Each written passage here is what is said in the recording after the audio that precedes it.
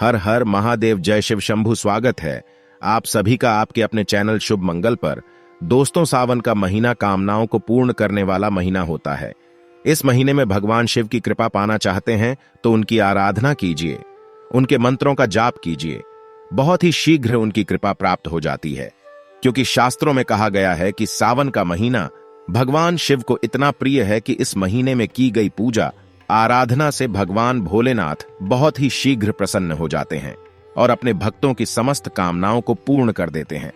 दोस्तों, उसी तरह यदि आप भोलेनाथ के वाहन नंदी महाराज की पूजा अर्चना करते हैं तो आपकी हर मनोकामना तुरंत पूरी हो जाती है।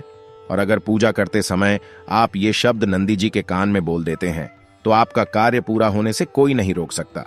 दोस्तों, इस सावन मास में भगवान शिव की पूजा के समय कुछ विशेष नियमों का पालन करना चाहिए। कुछ विशेष नियम इस सावन मास में हमें जरूर अपने लिए निर्धारित करनी चाहिए कि हम इस विधि से पूजा आराधना करेंगे। अगर हमारे मन की कोई भी विशेष कामना है तो उसको अगर बहुत शीघ्र आप पूर्ण करना चाहते हैं तो आप कुछ विशेष नियम इस सावन मास में जरूर अपनाइए। ऐसे ही कुछ बहुत विशेष नियमों के बारे में आज इस वीडियो में हम बात करने वाले हैं। लेकिन दोस्तों, उससे पहले आपसे रिक्वेस्ट करते हैं कि वीडियो को लाइक जरूर करिएगा, दोस्तों को शेयर कर दीजिएगा, और अगर आपने अभी तक चैनल को सब्सक्राइब नहीं किया है तो चैनल को सब्सक्राइब करके बेल आइकन जरूर बताइएगा।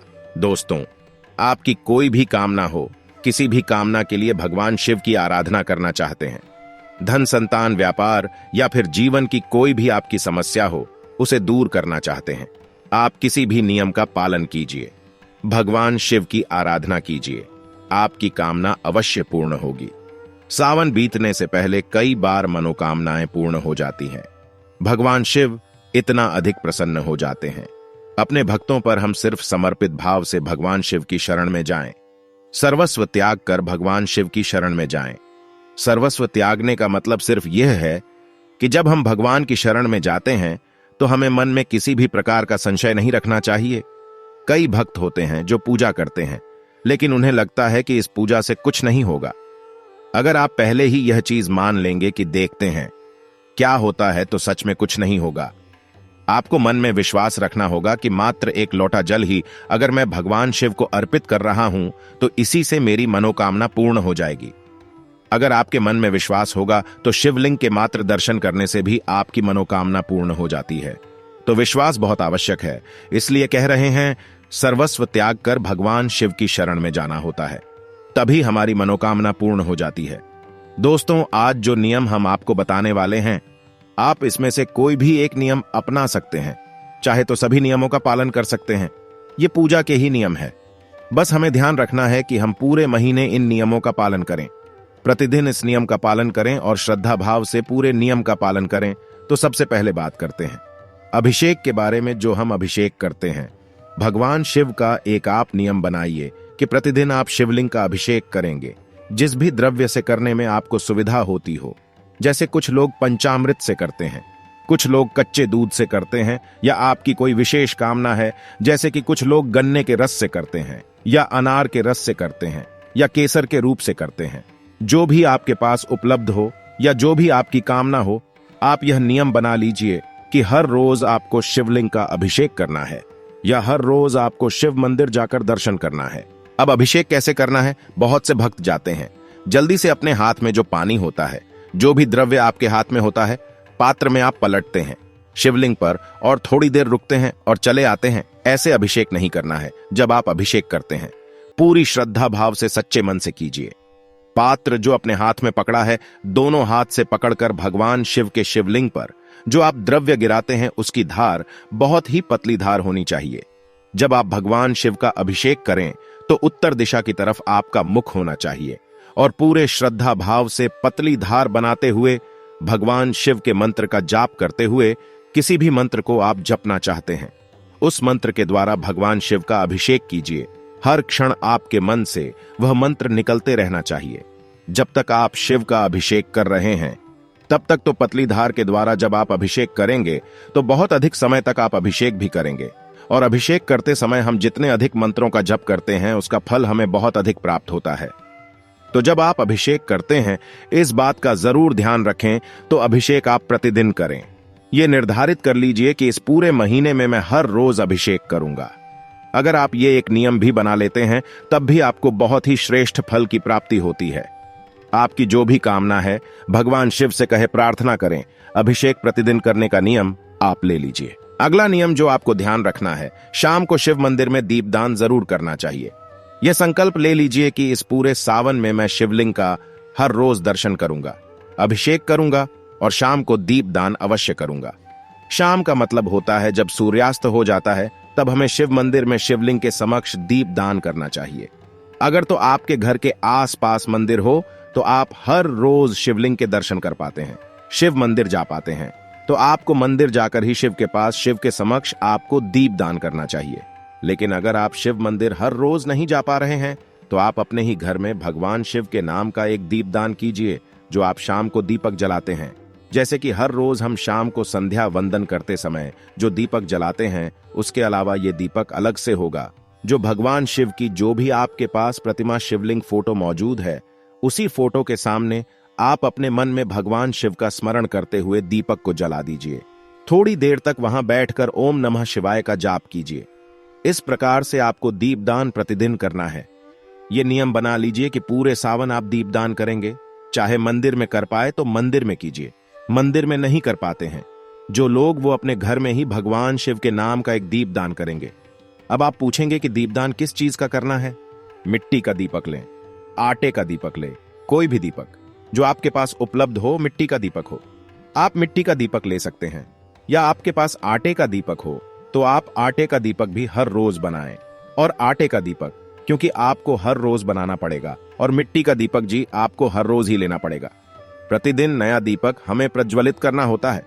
तो अगर आप घर में दीपदान कर रहे हैं तो आप कोई भी धातु का दीपक भी प्रयोग कर सकते हैं। तो हर रोज आप साफ करके उसे दान में प्रयोग करेंगे। और उसमें आपको क्या डालना है, घी या तेल, ये आपके अपने सामर्थ्य पर है। अगर आप शुद्ध घी का प्रयोग करते हैं तो सर्वाधिक श्रेष्ठ, लेकिन आपके पास शुद्ध घी उपलब्ध नहीं है तो आप दीपदान करते समय तिल के तेल का प्रयोग भी कर सकते हैं, पर दीपदान अवश्य करें। इस बात का आप नियम बना लीजिए। अगला जो आपका नियम होना चाहिए वह भगवान शिव को हम बिल्व पत्र अर्पित करते हैं। उसका भगवान शिव को बेलपत्र बहुत प्रिय है। तो बिल्व पत्र आप किस प्रकार से अर्पित करें जिससे आपकी कामना पूर्ण करें? आपको 21 बिल्व पत्र लेने हैं। अगर आपकी कोई विशेष कामना है तो देखिए, हमें थोड़ा प्रयास तो करना पड़ता है। तो अगर हमारे मन की कोई विशेष इच्छा है और हम चाहते हैं कि भगवान भोलेनाथ प्रसन्न हो, और इस समय में तो बेलपत्र बहुत आसानी से उपलब्ध हो जाता है, तो आप 21 बिल्व पत्र हर रोज भगवान शिव को अर्पित करें। किस प्रकार से अर्पित करेंगे वो हम आपको बताते हैं। बिल्व पत्र खंडित नहीं होने चाहिए, बिल्कुल साफ सुथरे शुद्ध बिल्व पत्र होने चाहिए। हर बिल्व पत्र पर आप चंदन से ओम नमो शिवाय लिखेंगे। सफेद चंदन द्वारा आप ओम नमः शिवाय लिखेंगे और इन सभी बिल्व पत्रों की आप माला बनाएंगे। सफेद धागे से इन सभी बिल्व पत्रों को एक साथ माला का स्वरूप दीजिए और यह माला ले जाकर आप शिवलिंग पर अर्पित कीजिए। प्रतिदिन का यह नियम बना लीजिए कि हर रोज 21 बिल्व पत्रों की माला मैं भगवान शिव को अर्पित करूंगा। आपकी जो भी कामना है भगवान शिव से कहिए और संकल्प के साथ इस नियम का पालन कीजिए। पूरी सावन मास अगर प्रतिदिन आप 21 बिल्व पत्र की माला अगर भगवान शिव को अर्पित करते हैं तो बहुत ही शीघ्र मन की समस्त कामनाएं पूर्ण हो जाती है। पर यह नियम के साथ होना चाहिए। पूरे सावन आपको यह काम करना है। अगला जो नियम आपको धारण करना चाहिए वह है सफेद आंकड़े के फूल, जो कि भगवान शिव को बहुत प्रिय है। सफेद आंकड़े के फूल ना मिले तो दूसरा वाला आंकड़ा जो लाल भी होता है कि आप उसका भी प्रयोग कर सकते हैं। लेकिन सफेद मिल जाए तो अति उत्तम आंकड़े के फूल आपको 108 लेने चाहिए। 108 फूलों की माला आपको बनानी चाहिए। आंकड़े के फूल गुच्छे में मिलते हैं तो बहुत थोड़े से फूलों में ही आपके 108 हो जाते हैं। जब आप गिनेंगे तो इनकी भी आपको 108 फूलों की माला बनाकर शिवलिंग पर अर्पित करें। तो प्रतिदिन आप यह नियम भी ले सकते हैं कि मैं हर रोज में 108 फूलों की माला भगवान शिव को अर्पित करूंगा। जब अभिषेक करें तो 108 फूलों की माला भगवान शिव को अर्पित करें। 108 फूल ना मिले तो क्या करें? तब आप 21 फूल लेकर इसकी भी माला बनाकर भगवान शिव को अर्पित कर सकते हैं। हर रोज अगर आप सफेद आंकड़े की पुष्पों की माला भगवान शिव को अर्पित करते हैं तो मन की कोई भी कामना हो, धन से संबंधित या संतान से संबंधित समस्या हो, आपकी या जीवन में आपको सुख समृद्धि चाहिए और भी कोई समस्या आपकी हो सकती है, किसी भी समस्या के लिए आप यह उपाय करें। संकल्प लेकर जब आप कोई भी उपाय करते हैं कि यह काम मैं पूरे सावन करने वाला हूं या करने वाली हूं, तो वो आपकी कामना भगवान शिव अवश्य पूर्ण करते हैं। इसी प्रकार से आपको यह नियम पूरे सावन लागू करना है। मतलब पूरे सावन में आप इनमें से कोई भी एक नियम बना लीजिए कि पूरे सावन में इनमें से एक नियम का तो मैं जरूर पालन करूंगा, और अगर आप सारे नियम कर पाते हैं तब तो अत्यंत श्रेष्ठ है। अगला आपका नियम होना चाहिए कि पूजा के बाद, यानी जब आप शिव मंदिर में पूजा करते हैं, भगवान शिव की आराधना करते हैं, उसके बाद नंदी देवता के कान में हर रोज आपको ओम नमः शिवाय बोलना है। 11 बार बोलना है आपको। और जब हम नंदी देवता के कान में कोई शब्द बोलते हैं तो बहुत आराम से बोलते हैं कि जब हम उनके कान में बोलते हैं तो किसी दूसरे को ना सुनाई दे, जो हमारे पास में खड़ा कोई भी व्यक्ति हो उसे हमारी आवाज सुनाई ना दे। इतने आराम से हम नंदी देवता के कान में अपने शब्द बोलते हैं, अपनी कामना बोलते हैं। ओम नमः शिवाय बोलते हैं तो आपको सिर्फ 11 बार ओम नमः शिवाय बोलना है, कोई कामना नहीं बोलनी है। सिर्फ ओम नमः शिवाय हर रोज 11 बार पूजा के बाद बोलना है। इतना कर लीजिए, आपकी कोई भी कामना हो, नंदी देवता भगवान शिव तक पहुंचा देते हैं और आपकी कामना अवश्य पूर्ण हो जाती है। दोस्तों, यह बहुत ही जरूरी नियम है सावन में, और हमें प्रतिदिन सावन में नियमों का पालन करना चाहिए। लेकिन प्रतिदिन अगर आप सभी नियमों का पालन नहीं कर पाते हैं तो पूरे सावन में कोई भी एक नियम या इससे अधिक नियम जितने का आप पालन कर पाते हैं जरूर कर लीजिए। अगला नियम जो आपको इस सावन में करना चाहिए, आपकी कोई विशेष कामना हो तो उसके लिए यह उपाय है पंचाक्षरी मंत्र का जाप। पंचाक्षरी मंत्र का जप विशेषकर हर कोई करता है। सावन के मास में ओम नमः शिवाय का जाप सभी करते हैं, लेकिन किस विधि से करते हैं? देखिए, आपको एक संकल्पित संख्या लेनी है कि इस पूरे सावन में मैं 1.25 लाख की संख्या ओम नमः शिवाय का या नमः शिवाय का जप कर दूंगा। माला द्वारा, रुद्राक्ष की माला द्वारा जैसे आप 1.25 लाख मंत्र या पहले दिन से लेकर अंतिम दिन तक अपनी संख्या निर्धारित कर लीजिए। कितनी संख्या में आप जपना चाहते हैं? 11 माला, 21 माला, 108 माला, या आपके पास समय हो तो और भी अधिक। अगर आप पंचाक्षरी मंत्र का पूरी नियम से 1.25 लाख जप सावन मास में कर देते हैं तो यकीन मानिए भगवान भोलेनाथ की असीम कृपा आपको प्राप्त हो जाती है, और आपके मन में जो भी कामना हो, जो आपने सोचा भी ना हो, उससे कहीं अधिक भगवान भोलेनाथ आपको प्रदान कर देते हैं। यह बहुत ही महत्वपूर्ण नियम है। हम पंचाक्षरी मंत्र का जप तो करते हैं, लेकिन कोई नियम के द्वारा कोई संख्या निर्धारित करके अगर नहीं करते हैं तो उसका उतना शीघ्र हमें फल प्राप्त नहीं होता है। लेकिन अगर आप पहले से ही संख्या निर्धारित कर लेंगे तो आपके जीवन की जो कामना है, उस कामना के साथ आप संकल्प ले लीजिए कि इस कामना के लिए मैं इतनी संख्या में मंत्र जप करूंगा। आप इससे अधिक भी कर सकते हैं, लेकिन कम से कम 1.25 लाख जप का जरूर संकल्प ले लीजिए, या फिर शिव तांडव स्तोत्र के द्वारा शिवलिंग का अभिषेक करेंगे।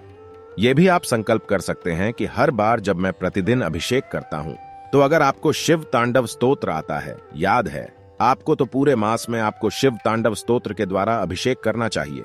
शिव तांडव स्तोत्र अपने आप में एक बहुत ही सिद्ध स्तोत्र है। इस स्तोत्र के पठन मात्र से श्रवण मास से ही मनोकामनाएं पूर्ण हो जाती हैं, भगवान शिव की असीम कृपा प्राप्त हो जाती है। तो आप यह नियम अपनाएं। ये कुछ विशेष नियम है, हमें पूरे सावन में जरूर इनका पालन करना चाहिए। तो इनमें से आपको जितना भी अनुकूल लगता है, आपकी कामना चाहे कोई भी हो, कोई भी एक संकल्प लेकर अगर आप अपनी कामना पूर्ण करने के लिए भगवान शिव से प्रार्थना करेंगे, अवश्य आपकी कामना पूर्ण होगी। जैसा हमने पहले कहा, सर्वस्व त्याग कर भगवान शिव की शरण में जाएं और मात्र एक लोटा जल भी प्रतिदिन नियमित निरंतर एक नियम के द्वारा चढ़ाएंगे कि हर रोज आप इस समय भगवान शिव के मंदिर जाते हैं और अभिषेक करते हैं, तो यकीन मानिए एक जो नियम होता है उसका फल बहुत ही शीघ्र हमें प्राप्त होता है। तो हम उम्मीद करते हैं आप लोगों से कि आप पूरे सावन में कोई न कोई उपाय जरूर करेंगे। एक नियम के द्वारा भगवान शिव की पूजा आराधना कीजिए, कोई भी एक नियम का आप पालन कीजिए, तो भगवान शिव की कृपा आपको अवश्य प्राप्त होगी। उम्मीद करते हैं आज की वीडियो से आपको लाभ अवश्य होगा। तो दोस्तों, अगर आपको यह खास जानकारी पसंद आई हो तो इस वीडियो को आप लाइक करके इसे अपने दोस्तों को शेयर अवश्य करिएगा। कमेंट में लिखेगा हर हर महादेव। आप सभी का धन्यवाद।